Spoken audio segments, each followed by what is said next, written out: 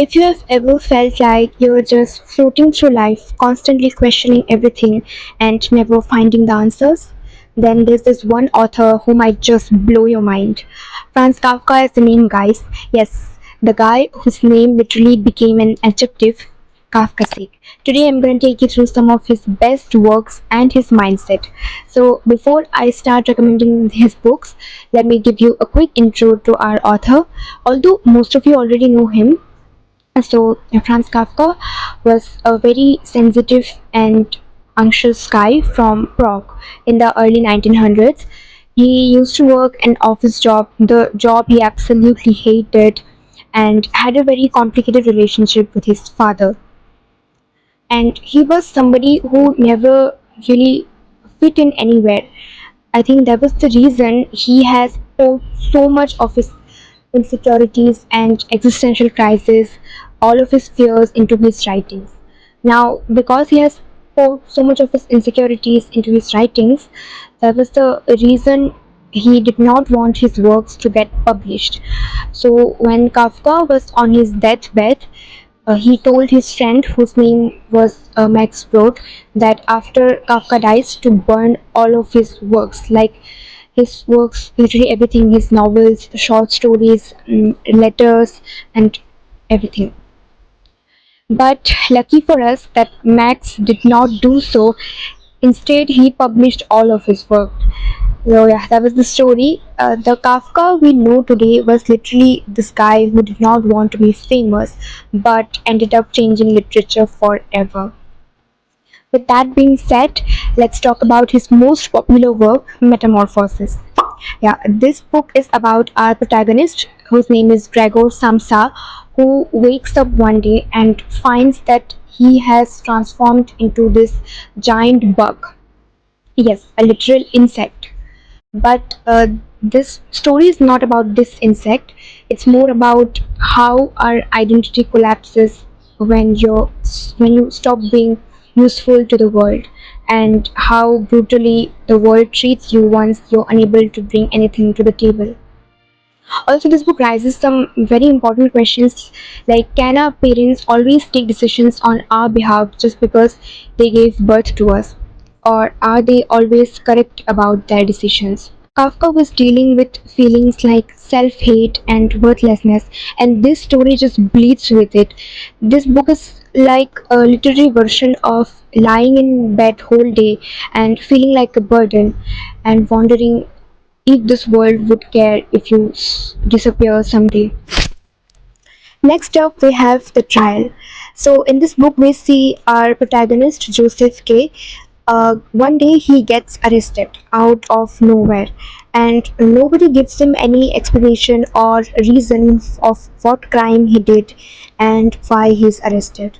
And he himself, the more he tries to understand this, and he cannot find answers, and the deeper he sinks into this very confusing corrupt system.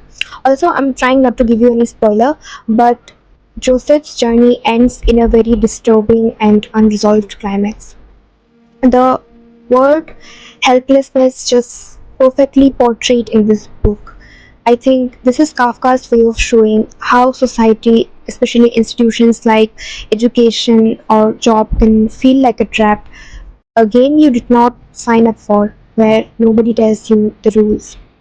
And if you have ever felt powerless in a school or job or life in general, this book will speak to you in ways you did not expect.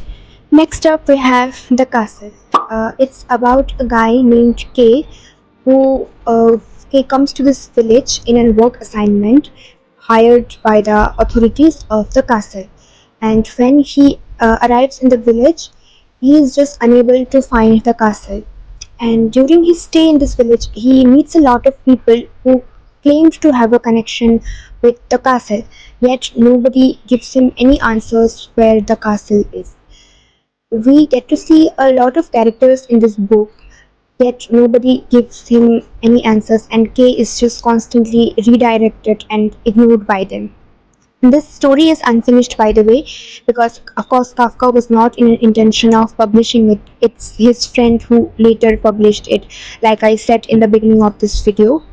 coming back to the story, this story is about trying to fit in, trying to be accepted by a system that keeps saying not yet, not now. And Kafka was very familiar with this feeling, both culturally and emotionally. And also, let me tell you, this book is very frustrating to read. It's like chasing something and never quite catching it. But that's the point, you know. This is what Kafka wanted to convey through this book. The next book is Letters to Milena. Now, Kafka was not always gloom and doom though. He had a very emotional side, and we get to see it in Letters to Milena. These, this book is a collection of letters that Kafka wrote to a woman named Milena Jasenska. These letters are poetic but also emotionally painful at the same time. And we see Kafka as a man who loves deeply but also pushes people away out of fear. And also, let me tell you that Milena was already married to another man during her affair with Kafka. But in this book, we don't get to see Milena's replies. I think it's because when Kafka's friend Max published this book, he probably had only the letters that Kafka sent to Milena and he collected them from Milena. And the letters that Milena had sent to Kafka, they were likely with Kafka, and I think Kafka destroyed them. We know how Kafka was, so that nobody can find them. As I think probably that's why he destroyed them. I don't know if it's really what happened. It's just my theory. This is what I think. And before Kafka had met Milena, there was another woman in Kafka's life. Her name is Felice Boer, and there's this another book called Letters to Felice. So Kafka met Felice in his friend Max's house. Yeah, this is the same friend that published his books. So when Kafka met Felice, he was just smitten by her because she was bold and confident. She was everything Kafka was not. So Felice was from Berlin and Kafka was from Prague, so they had this long distance situation and they used to write letters. And some days even Kafka wrote 2 to 3 letters in a one day.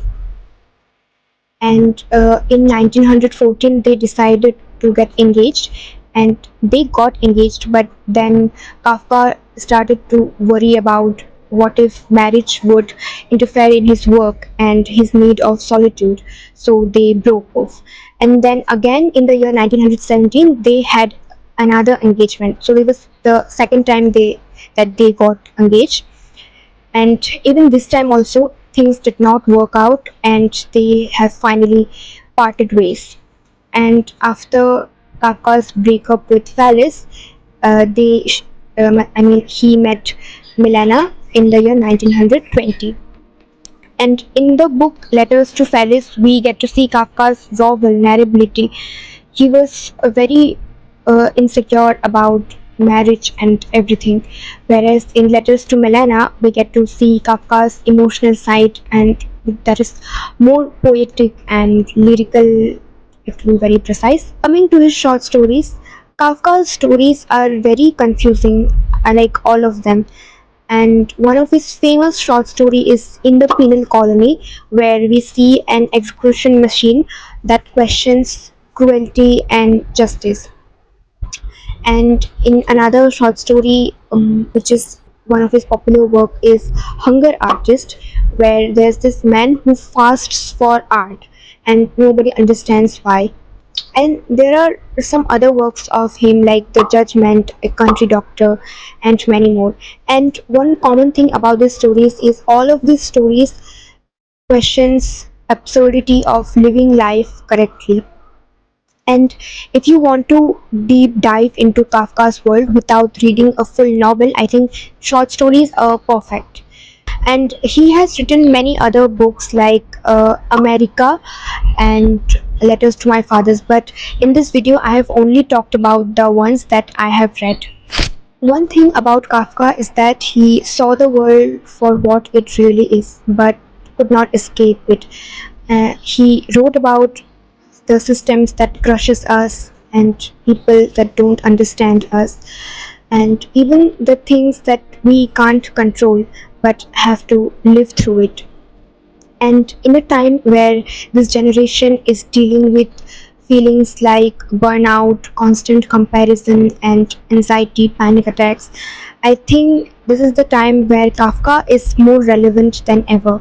His books won't give you any answers, but they'll make you feel seen.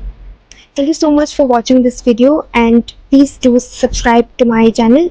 Also, please like, share, and comment. Thank you. I'll see you with another one. Till then, bye bye.